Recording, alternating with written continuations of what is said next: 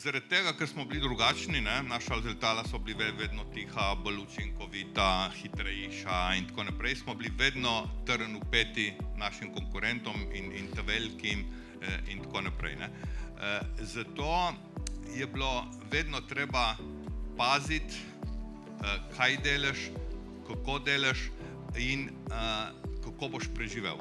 Kako boš preživel krize, ki bojo sigurno prišle, kako boš preživel, če se bo kaj zgodilo ali karkoli. To strategijo smo naredili na način, da smo razpršili tveganje. Razpršili smo tveganje na način, da smo proizvajali različne tipe letal, od jadralnih letal s pomožnim motorjem, šolskih letal, nenazadnje potem seveda tudi električnih letal in tako naprej.